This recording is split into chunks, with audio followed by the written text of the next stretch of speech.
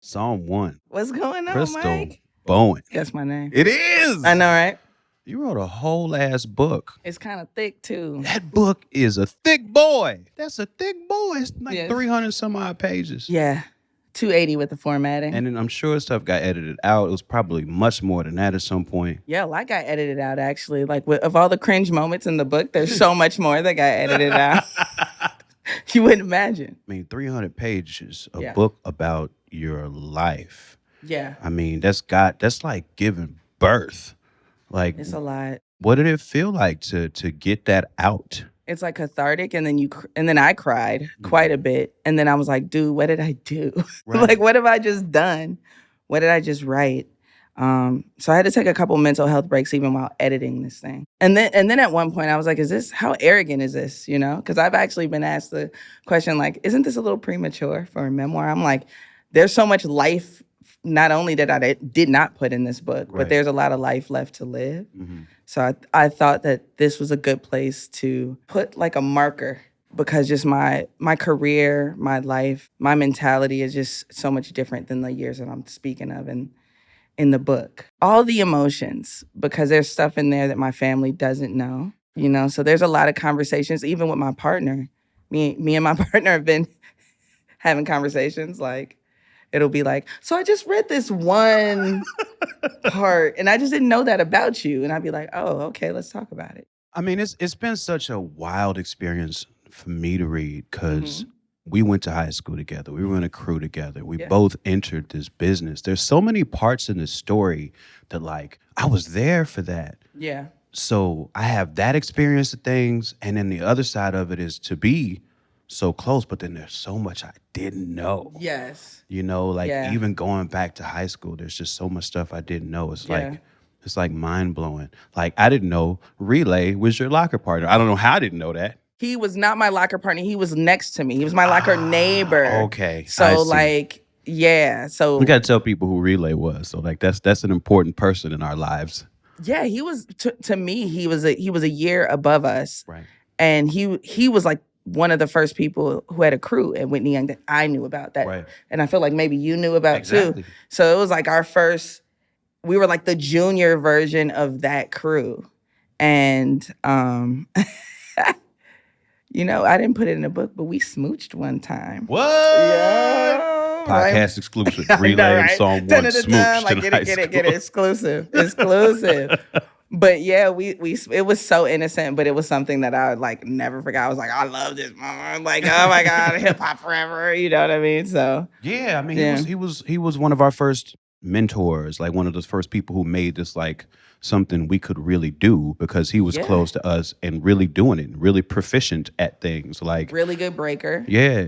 Really good at tagging, really good at rapping. Right. And was just kind of nonchalant about it all. Everything. Those would be the best ones, though. Yeah. They'd be like, I don't want to do this. They'd be like, but you're the best rapper I've ever heard in my life. They're like, I'm going to go do something else. You know, I was struck by this image that you outlined in the book of you doing like intense studying, like while your mom was also studying. My experience in high school was that I fell off of being studious in high school. Like, we found all our hip hop shit, and that's all I ever wanted to fucking think about. I'm studying this. Thank you. Exactly. What was it like trying to balance like these creative arts that were so exciting and thrilling and opened up this whole world to us? How did you balance that with being able to like maintain focus? Can I just say I was really smart, I guess? Like, the Whitney Young wasn't too terribly hard. School didn't get hard for me until college, because I was kind of in accelerated programs the whole way. So Whitney Young wasn't like too terrible for me, like as far as studying. I didn't get straight A's or anything, but it wasn't very hard for me to stay on top of my schoolwork. And I like I say in the book, I was quite sheltered and overprotected. So me like studying something else other than my schoolwork was like, yes, this is the way for me to honestly relax. So music was always like my mom wasn't she didn't censor too much as far as music in the crib. So music was like a great escape, you know?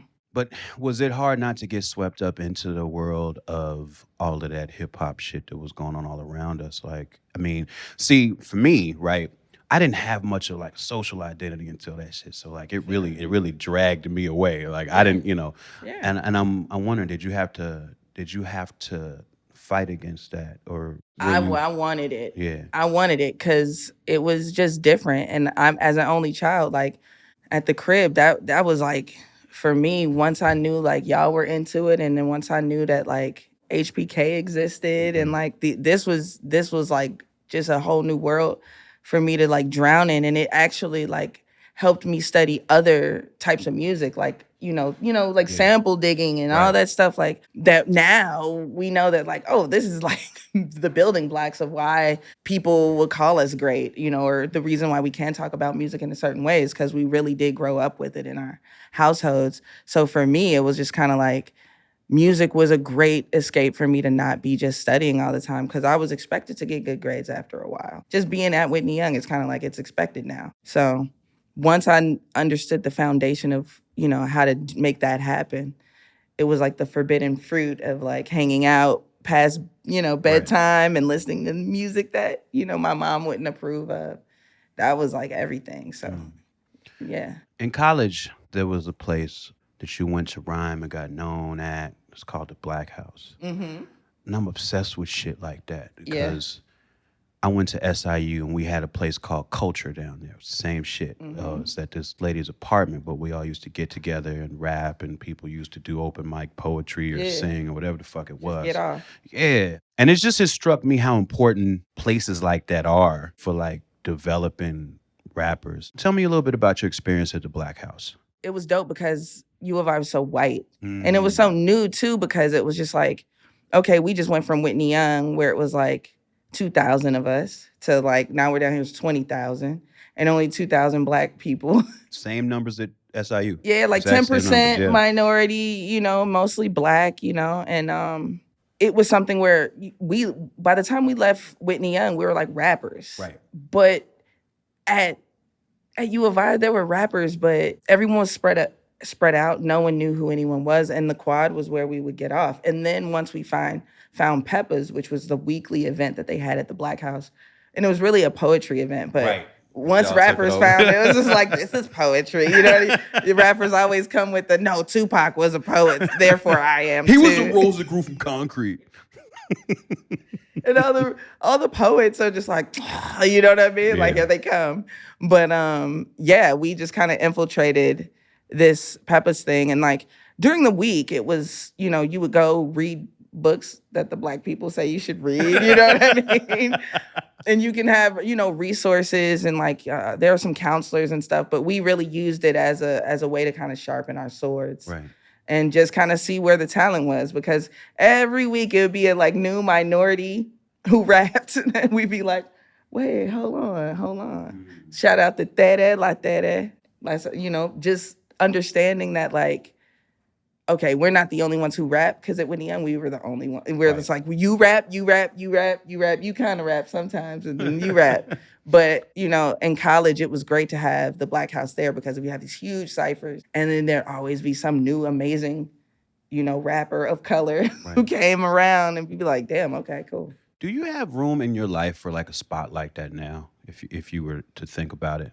I would absolutely do it. I know that things like clubs and restaurants and things like that are just so extremely hard, especially now with this brave new world we're in, But I would absolutely do it because I have a space, and even with the survivor work I do, having a safe space to even talk about some of these issues, and then, cultivate talent to bring in like the young and down the block who's like killing everybody in the cypher effortlessly. Like, what do you want to do with that? Or even just staying out of trouble.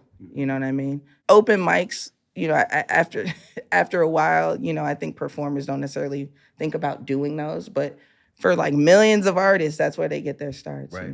And that's what that was the Black House. That was our open mic, It's interesting that you brought up safe spaces for the youth. One of the through lines of your book is how much you've enjoyed and been fulfilled by working with kids.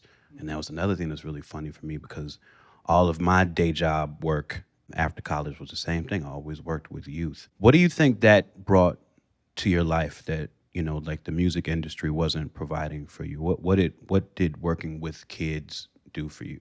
It made me a better writer because when I worked with kids, a lot of it was helping them make raps. So it made me a better writer, helped me not to, curse so much or to really understand like, what am I using this curse word for? Is it filler or is it like, is it artistic or is it just because I need to a 2-syllable word, right? You know what I mean?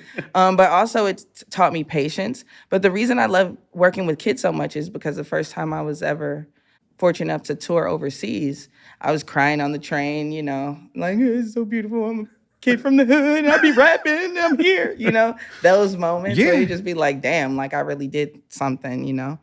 And I remember meeting kids overseas who found out I was a rapper from Chicago and they were like, all they cared about was like violent stories or, more street rappers. And for me, I was like, damn, like hip hop needs better role models. And for me, I was like, I'm not necessarily the best role model, but I knew that there's a kid that's going to read my book and that kid's going to be like, I won't say changed or whatever, but I read certain books by like queer authors like April Sinclair that talked about being like a queer artist, and I was a kid and it changed my life. So for me, I want to be that rapper that's just different, that actually, does make a living at this stuff, but isn't the chain swinging, I got my little necklace, what I'm saying? I'm like, get it. But, just having that sort of academic background, having that background that, yes, I am from like impoverished neighborhoods and all that stuff, just being present. Mm-hmm. I think that's more powerful than any like messaging I can give to the kids, but just being present and being available, that was always like a big deal to me because hip hop is not like the best role model, Great outlet. Yeah. Not the best, depending on where you're looking for it. Lifestyle wise. Yeah. It's not giving a lot of great options out, at least not visually. Yeah. Now, there's a story in the book that I would like you to retell as best you can, because okay. And just go read the book, people. Yeah, read the book. Go read the book, people. But there's this one story, I just love it so much. Aside from working with kids, when you graduated with a chemistry degree, so you started working in a lab. Yeah. And one day, people found out that you were a rapper. Yeah. Could you retell that story? I was moonlighting. And I was moonlighting hard because when I first graduated from college, I did like a couple shows with Acrobats. I was like, I'm gonna be a rapper full time, and I was making no money, like zero money, and making drink tickets. Yeah. And Taiwan was like, you got to get a job, bro. Like, he was just like, you have to. You're gonna have, if you really want rap to be a thing, you have to put it down for a while and get a job, and then you can come back to it. Great advice. I took it.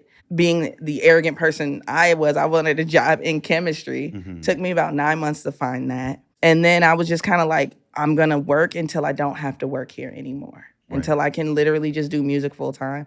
I'm just going to put my head down. And now it's different. People get different advice now for jobs. But in 2000, like, 3, 4, it was just like, don't tell your boss that you're a rapper. Are you crazy? You know what I mean? Like, they might not even give you the job knowing that you're an artist that might want to try to even like blow, Right. So I was very secretive about that part of my life, And I came in one day after a show. I didn't even know that I had made any press. So I get to my cubicle one early morning. There's a big article with my face on it. Me, Pugsley, Ty, it's like a big Acrobats photo. And there's a big ass circle around my face and arrows pointing at my face going, Crystal, is this you? And I was like, oh man. And as soon as I got to my cubicle, a couple more scientists came around. I was like, is this you? Are you a rapper? Oh my God. I was just like, yeah, guys, the rumors are true. Like what? Like it. And for me, it was just like, damn, my cover's blown. And also, you don't know where hate come from. You know what I'm saying? Like somebody don't even rap, never rapped in their life might be like, oh, why they a rapper? It's like, well, I've been rapping. You know what I'm saying? Like, so for me, it was trying to cut down on people knowing that part of my life. For my bosses not to think that possibly I'd be trying to quit or something. Right. You know what I mean? I wanted that job security to have people thinking like, this is the only thing I do. I work and go home. But yeah, that was a wild expose there. Everything was different after that. Yeah. How did it change your experience in that workplace after people found out? Some people were really cool about it. Some people wanted to cipher. It was like, come on now. At like, job? Yes. You know, it's always a nigga that want to cipher at the job. Come on, man. Like, oh, we go back behind the coolers. Like, no, I'm not gonna do my experiments and go home, my bro. Like, well, no, we're not doing that. Some people were, they wanted to support. They want to buy music. Some people just didn't really talk to me anymore. It was Really? like, yeah, just kind of like, she got some other shit going on, Yeah. and that's what it is. Like sometimes people. I hate the word hate, but like sometimes people will give you that energy, not because they don't like you or not necessarily because you're taking food out of their mouths or anything. It's just something that they couldn't grasp for themselves, couldn't even fathom for themselves. So Right. for you, it's like they can fathom even less. I have a theory about that. Mm-hmm. And it kind of dovetails with what you were saying about whether or not you let people know at work that you got something else to do. I've always called it the Clark Kent theory, Yeah, absolutely. because nobody really wants to work with Clark Kent because he kind of making a fool out of everybody all day long, like with these dumbass glasses and this suit. And we all know you got somewhere else to be. Yeah. Clark. Like, come on, man. Right? Like, come on. Like, I'm not stupid. Don't insult my intelligence. All right? We all know you just flew in right now. Like, Sweaty as hell. right.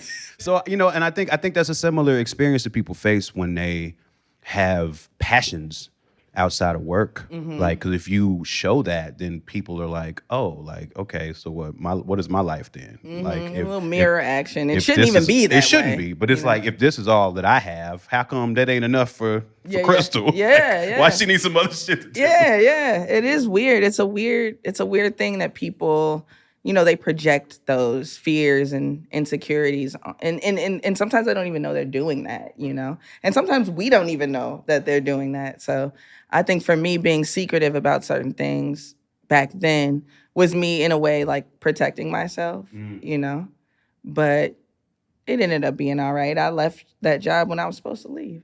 Speaking of being secretive, there's a few through lines in the book. I mean, it's just amazing to watch somebody's life on paper like that and to really see it all laid out. And I imagine how difficult it had to be to confront a lot of it. One of the through lines is your relationship with drugs, right? Like that's something that you contend with at many points during the book. If I remember correctly in the book, you said it, you really started experimenting with that. Like, was that like right after high school? College, right In after college. Right after college. Yep. And then as the touring happened more, it was like easier. Right. Yeah. The funny thing for me reading that was, and I guess I wasn't around too much at that time because I split to LA after college. But like I never saw any of that. You know what I'm I was good saying? at hiding. Yeah, but that's what I'm saying. Like, so, in a sense, you were secretive about that. Did you feel like you needed to keep that away from like your hip hop friends, or is that something that you were your hip hop conscious friends about? change, as your vices change. At the beginning, none of my hip hop friends would ever touch anything harder Right. than like, weed, maybe shrooms or something, Right. Lots of people are alcoholics that don't know they're alcoholics because, drinking is something that we all do and it's sort of like more socially acceptable, but it's so dangerous. Yeah. I never felt like I had a problem with alcohol because I suffered from migraines and didn't really understand how the migraines and the alcoholism like fed into each other. And for me, it was having to learn a lot of health lessons with that, just the migraines alone. But as far as the drugs, it was like, yeah, I kept it from like Nacrobats. Right. Because I remember Ty was like, "What, you messing with that?" I was like, "No." And then so it was like for years, I was Right. like never around them, and it never really had an issue where I needed it or anything. It wasn't until later on, like around those Tanya chapters, Right. where yeah, I gotta say that right. Anyway, it wasn't until those relationships where it became more of a daily thing and more of a thing where it's like, oh wow, like I'm late to this thing. I'm late to this work thing. I'm late to this show because I'm hungover or Right. because I party too much last night. None of that was happening until like later on. So it was very easy for me to like party here and there. And like, that was it, It was like dabbling in it, but it wasn't until later on where it was becoming like, no, we got it. It's honest. We doing this, Speaking of Tanya, Mm-hmm. there's plenty of people in this book whose names you've changed. But Sure. since I said, I've been there for some of this journey. Like, So you're like, I know who that is. yeah, there's a lot. There's a lot of like, oh, I know who that is. Yeah. And so it stands to reason that these people probably also recognize who they are Sure. in the book too. I mean, have you experienced that with anybody who's read anything so far? I mean, you wouldn't have to say who, but I'm curious of what that experience has been, because you're putting your experience of things in the book, but Yeah. ultimately that's just going to be your side of the story, and Yes. no matter how objective, Yes. Yes, and I do, and I preface that all through the beginning, and I'm like, some of these names have been changed to protect not only me but them. Right. Some of this stuff is embarrassing, not only for me but them, and then there's some people who are just like, they didn't need to be specifically mentioned because it was a bigger point to be made. No one from my past whose name has been changed has confronted me in any way that other than like love, Right. I'm not, I wouldn't be surprised if I had to have some super difficult conversations, but I would imagine that that's what this book was able to do, is open the door for possibly having these conversations, because while I was in it, I made so many mistakes too. So this is what accountability is. This book isn't me just like blaming my failed relationships on the other person, or blaming like my issues with labels on the label. Like, I step up and say, like, these are the things that I like messed up with too. And I'm sure that there are other things that I haven't mentioned or haven't acknowledged that I could probably learn from having some of these conversations. So no, I'm not afraid of any of the stuff that's gonna come up, because it did happen. And I do know that I was high for some of these things. Right. So you might have a distorted perception of Some of it, but I was very, very careful to not only do my research in my own life, make phone calls, be like, yo, what year was that? Did that really happen? Did it happen that way? Right. And then also understand that like some of the stuff that I wasn't quite sure of, I left out. And yes, a lot of it is my feelings and my interpretation of what happened. And I acknowledge. And there's a lot of wounds really laid bare. Yeah. Do you feel you're at a place now where you're like emotionally ready for any of those past relationships to be hashed out or talked about? Like, do you I can like talk. I don't know if, like the one of the biggest ones in the book, I don't know if I ever be friends again. Yeah, and I don't But, I think friends would be far-fetched. But talking and being like, look, I was fucked up in these 10 or 15 ways.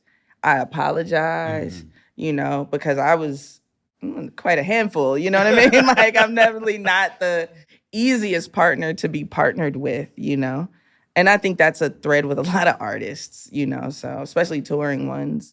For me, yeah, I'm totally able to do that.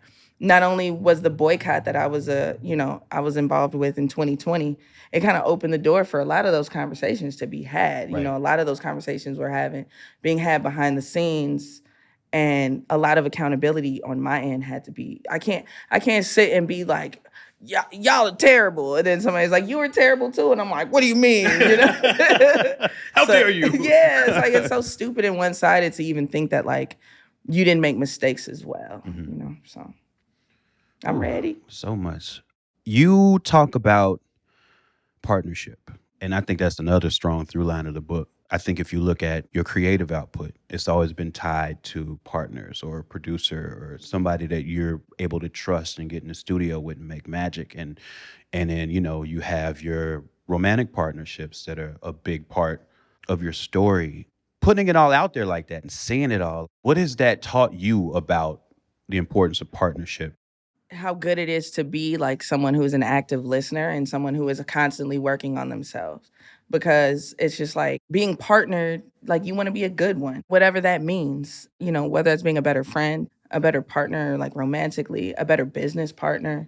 It's kind of taught me to like, dang, like I made all these mistakes. I want to make new ones now, like more sophisticated mistakes. Right. I'm still going to make them. Only new mistakes. Like let's not do this again. Like understanding, like reading some of the things I wrote was like really intense. And like there were plenty of times where I had to stop writing and cry, or stop reading the edit back and cry, you know what I mean? Because it was something that was really intense and really, hurtful. There's a lot of hurtful stuff in the book that like writing it helped me get through it, And it was like, oh man, like sometimes I know probably some of the raps that you've written in the past, you hear them later and you're like, I was really like talking about my own life. I was really like prophesizing, you know what I mean? So for me, I've realized that my words are as powerful as I've always thought that they are. I'm going to read this book in like 5 years and like cringe it for different reasons. Now I'm just like, yeah, ooh, that was bad. You know what I mean? Like, but for me, it increases my faith, and my faith not only in myself, but in God, whatever God is. I'm not super Christian, even though I talk about that so much in the book. But I really do believe in God because I got through some of this stuff. Right. I'm like, yo, God gotta exist because I did not pull myself out of this one. Like what, so. If you can think of one, like what is an example of something that specifically writing about it and reading it back like helped you get through? Reading the stuff about letting rhymesayers go for real to the point where it was like, I'm never gonna make another song with them in mind. I spent so long making songs and records with them in mind. Right. And when I was able to like really understand like the power of what I did with my album Flight of the Wig, which was the first album that I ever made since like the Overflow stuff, right, since the Nacrobat stuff. That was the only stuff that I had made where it was just, I'm doing this for me. From the producers to the budget, to the look, to everything is gonna be for me.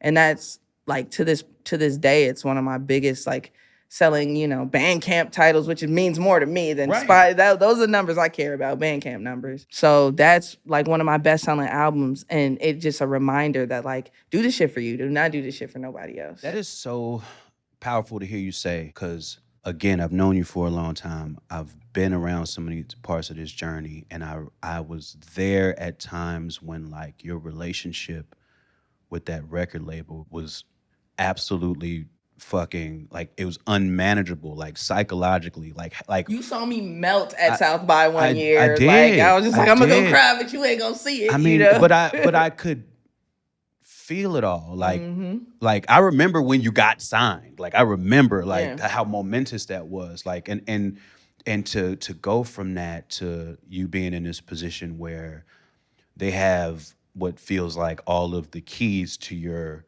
success, and they're not turning them, and you don't know why, and they're not talking about keys rotting on the ring, Yeah, and I don't know. It's really amazing to hear that it sounds like you have been able to claim your creativity back from that, because that doesn't seem like a thing that a lot of people would be able to work through. Like to have that in front of you, and then to have it, exist in such a untouchable and unknowable way as you're watching, and trying to adapt your career to everything that's going on. Yeah, and it's really amazing to hear that like you've been able to take that back. Yeah, thank you. I mean, it's lots of therapy. I had to step away from rap. I had to completely humble myself, and had to understand that like, okay, what did you want out of this? These were questions that I asked myself when I wasn't really making music. It was like, why did you start making music in the first place?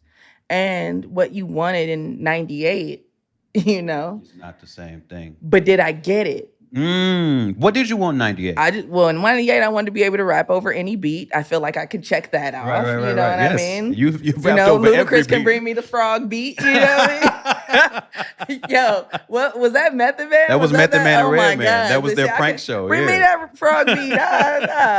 Tear that frog beat up. That's hilarious. So that was the first thing I wanted. And then the biggest thing I remember, I wanted walking around U of I when I was making my first music. I wanted people checking for me. I was like, if I put out an album and niggas like want to hear it, yo, that's dope. Got it. Yeah, check. I wanted to, when I first signed, I wanted to travel. Got it.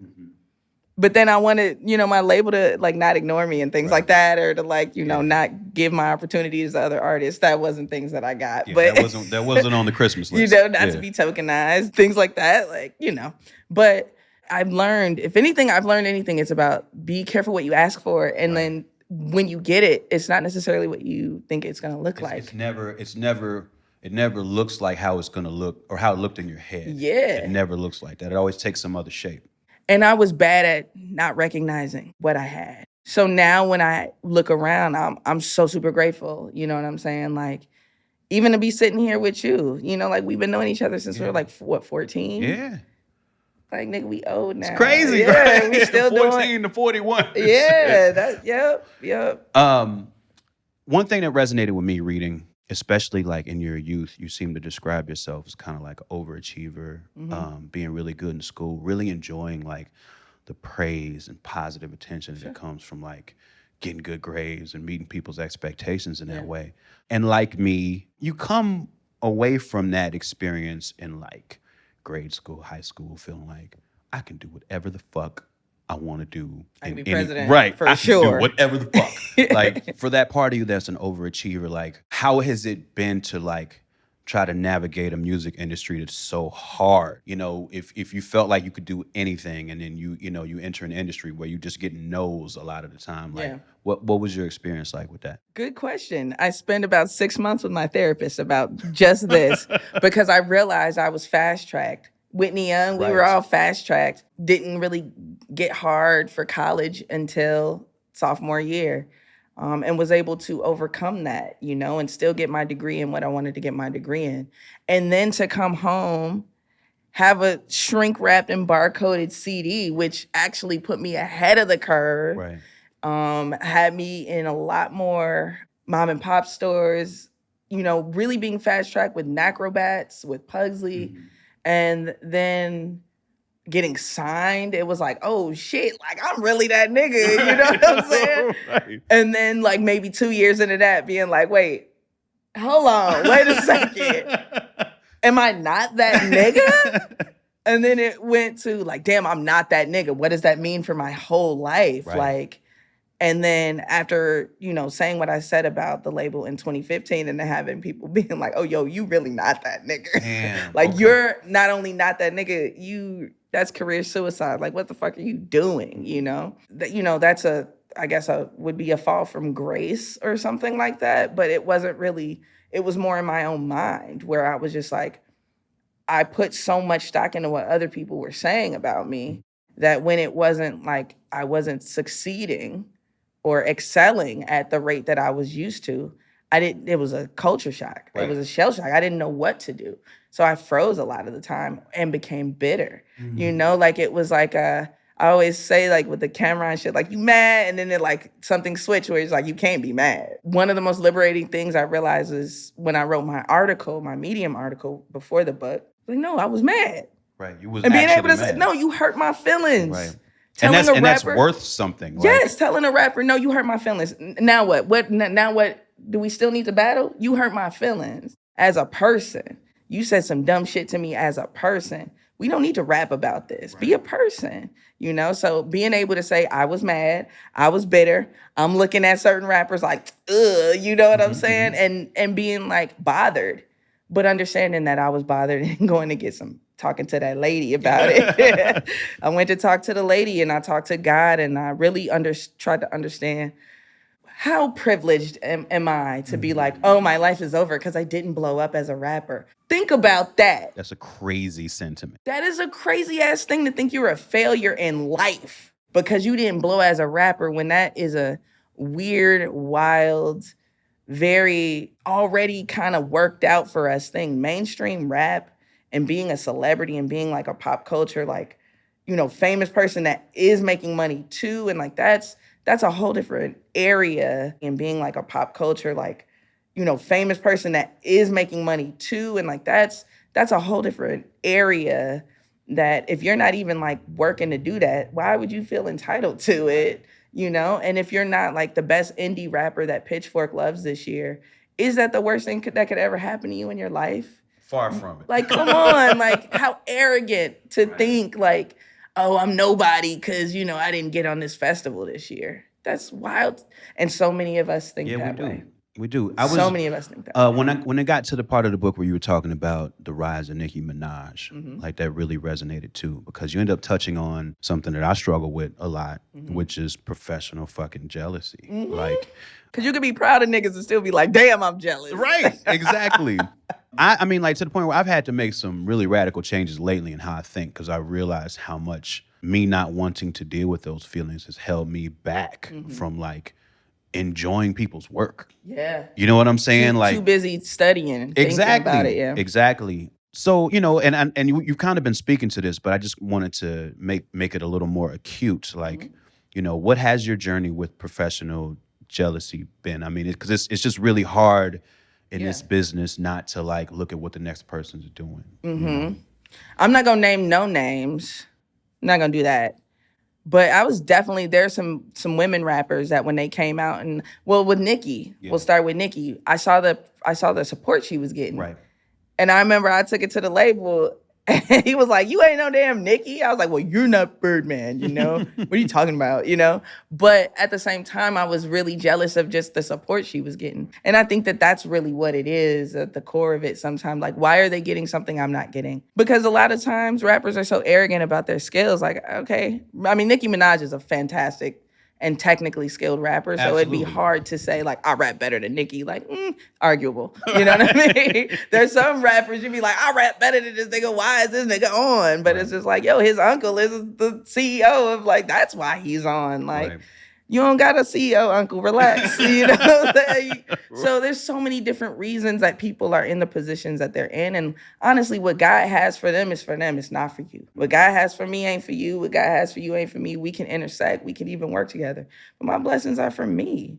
And once I realized, yo, that's for them, you know, because we've had, even in our, corners of hip hop, there have been people that have ascended. And you'd be like, damn, that nigga was just sitting on my couch. Right. You know what I'm saying? You'd be like, wait, hold up. So I just had to grow up. Do I really want with this person's life? Because I've seen some people who I would think that, I should probably be more jealous of, but then I know a little bit about them personally. I'm like, hell no, I never want to be you. Like, never. I don't want your problems, I don't want to wear that on stage. I don't want to fucking sing that song. Why do I want that person's career? Because my career is what I've been building, you know what I mean? And if certain things don't happen for me, then they weren't meant to be, you know? I kind of try to like be on that end. Like, that doesn't mean that I don't go for things or I don't have goals and things on my list that I want to like knock off. But I'm a lot more realistic about what I want and then how to get there, you know? Because even with you, I was jealous of you for a minute. Well, I was jealous of you for a minute too. And why? Because... we had the same fucking struggles, exactly. Bro. And that's what really the book illuminated for me in so many ways, is that like me and you, like I could be in LA and you could be in San Francisco and we literally be having like the same experience with something. But it's just like, we weren't talking. Yeah, and we all tend to feel so isolated in these things. And we're not. We're not. Like, I know you. You know what I'm saying? Yeah. And I have no idea that me and you were going through the same thing. And it's just like, because without the direct conversation, we're just kind of looking at each other's fucking social media and trying to suss out lives from there. And if I say it don't really look like that, then we have to admit, what's going wrong. And I think as you and I have gotten older, we've been able to talk more candidly about those issues, especially even like right now.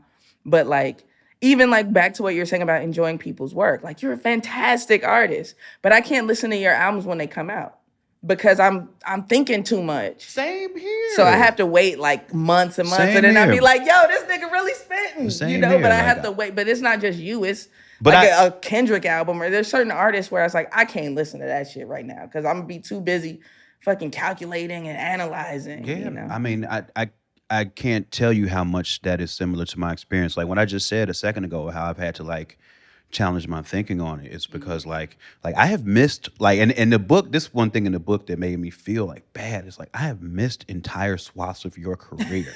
You know what I'm saying? Like I knew these projects, but I had not really sat with them and given them the attention of an artist your caliber deserves. Well, and it's because I've been too fucking close to it. Sure, yeah, no, and I get that. Like, my mom got my book. She ain't really reading that shit right now. I mean, like, that shit's still like new as hell on your table. Like, she's like, I read chapter 1. I'm like, yeah, I'm gonna know when you start reading it because you texting me in the middle of the night. Damn. So like, all right, we're gonna bring this to a landing, but that's what you just touched on right then is kind of something I want to unpack a little bit too. You're gonna have an interesting experience with this. How long has this book been out? Like a couple weeks. And number one on Amazon for like a week. You feel me? Who gives a fuck about Amazon? But when you wake up and that shit say number one anything next to your name, niggas had to know. Niggas had to know.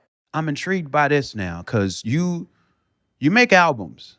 When you make an album and put it out, it take 40, 50 minutes of somebody's time to sit and listen to it. You're going to get feedback relatively quick. So this thing, it took you a long time to write it. It just came out, and now it's out in the world. And like, you're going to get feedback in waves of people who finished this book at different times. I just looked at my Twitter and somebody's ranting in my mentions like, Psalm said it in the book. Yeah. And I was like, yeah, I did say that. So what is that feeling like? I mean, I guess to put a finer point on the question is like, and this is your first time doing this, but how different does this feel, this product of your life and your creativity being out in this medium versus like when you put an album out? Well, ask me in 6 months. Right. But it's like 10 albums. And it took 2 years. Right. Like I started writing this in 2019. Took me a year to write it. And then 2020, all the first edits slowed down because of the panic. Right. And then the uprisings and the boycott happened. And then we actually had to renegotiate my book deal. So it was an opportunity to stop, read it, and be like, well, what can I add? And that's when the additions and the edits started happening. And I started saying, I'm going to take this out, or I'm going to put this in, or this is a very important thing for me to say. That's when it started getting so intense because we've all written those intense songs where it's just like, oh my God, it's so cathartic. I may not be able to listen to this. But there were like months where I couldn't like touch it. So it is a lot. I am looking forward to like the conversations that I'm gonna have surrounding it. I think it's gonna make me grow as a person and also make me understand myself in a different way, you know? Because I'm just really trying to, we all can make better raps. I'm just trying to live a better life and be a better person. So like my music gets even better. You think you'll write another book? Yeah, I can see myself like I got a science fiction idea, but you know, I'm not a science fiction writer, so I have to do a lot of like training for that. I want to write a book with my mom about the music that she played in my youth. We'll see, you know. I've always wanted to write a series of essays. I thought that this book was going to start like that, but it just didn't. I can see little baby bits of essays in it, but then it goes back to. But then it's just like, well, back to this dumb shit that I was doing. So yeah, I think I got some more books in me. But I know that process, it takes years. Right. Like I can't sit and be like, I'm gonna write a book, it's gonna be out next year. No, it ain't. No, it ain't. So I guess, you know, there's a sense of rewarding fulfillment that happens when you put a project out. How does this feeling so far compare to the feeling of putting an album out? It's more intense. Yeah. Because I got the like advanced copies, right? And the advanced copies have a huge error in it. Oh, wow. And when I got the advanced copies, I didn't know if it was going to be the final edit, and it wasn't. And I got so scared. And I called the publisher, I called everybody, it was like, the final version isn't gonna have this in it. I got freaked out. So it's like the editing process is so out of my hands.